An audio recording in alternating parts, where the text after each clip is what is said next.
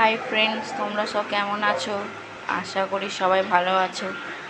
আজকে আমি চিকেন রাঁধছি, তার জন্য নুন হলুদ প্রথমে মাখিয়ে রেখেছি। পরিমাণ মতো আর একটু নুন দিয়ে দিলাম, অল্প আদা রসুন পেঁয়াজের পেস্ট দিয়ে দিলাম,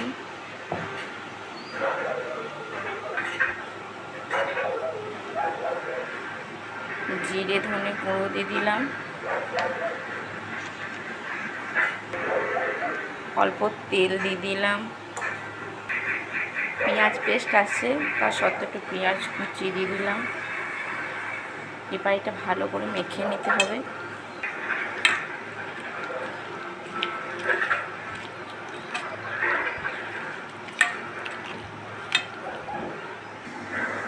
অল্প কাশ্মীর লঙ্কা গুঁড়ি দিয়ে দিলাম,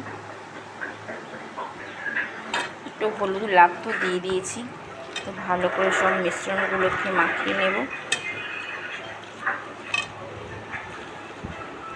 মেখে 10-15 মিনিট জন্য ঢাকা রেখে দেবো। কড়াই চাপিয়ে দিয়েছি, তারপর পরিমাণ মতো সর্ষের তেল দিলাম। তেলটা আমার খুব গরম হয়ে গেছে, একটু আলুগুলো ভেজে নেব।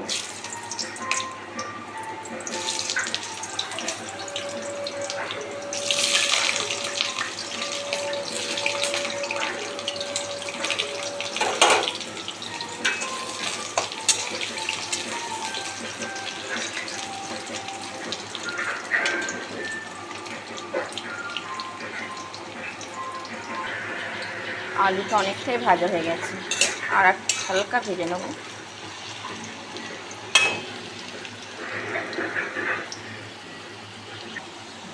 আলুটা আমার ভাজা হয়ে গেছে, আলুটা তুলে নেব।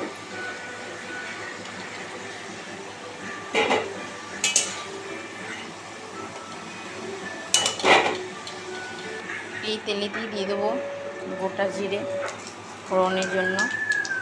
শুকনো লঙ্কা দিতে হতো, কিন্তু মেয়ের মধ্যে শেষ হয়ে গেছে। পেঁয়াজ কুচি অল্পই দিচ্ছি, কারণ বাটা আছে অল্প।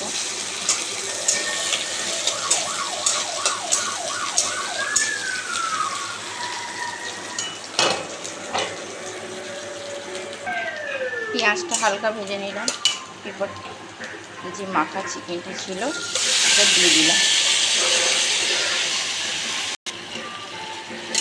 ভালো করে নেড়ে নেব।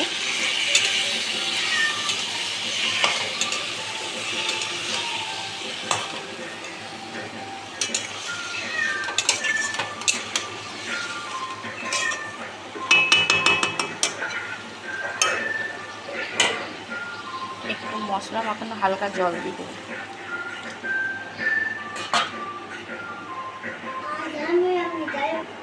ঢাকা দিয়ে দেবো।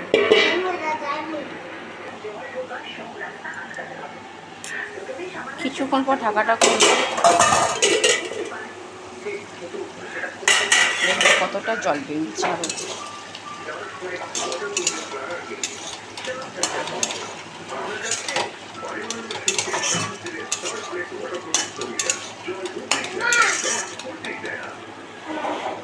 এর মধ্যে একটু চিনি দানা দিলাম,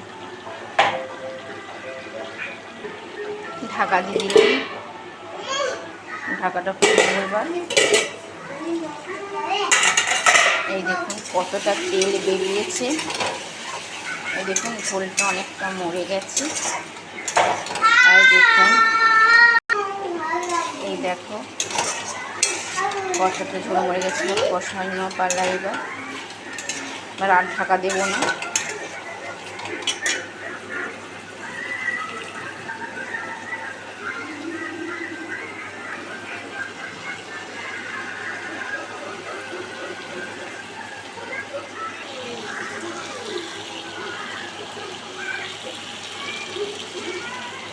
মাংস থেকে খুব সুন্দর তেল ছড়িয়ে গেছে।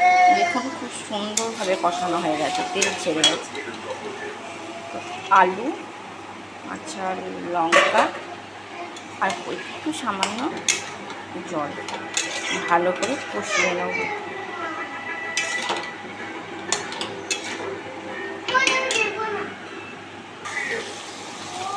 হালকা নাড়াচাড়া করে একটু জল ঢেলে দেবো।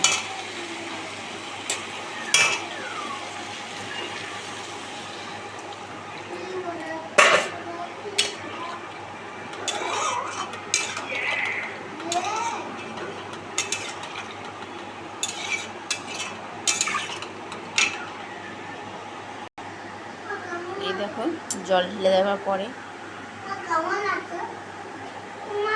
এবার আমি ঢাকা দিয়ে দেবো। এই দেখো ঢাকা দিয়েছি, কিছুক্ষণ ফুটুক, তারপর নামিয়ে নেব। দেখুন এবার কেমন হয়েছে, দেখুন কষানো পাতলা ঝোল।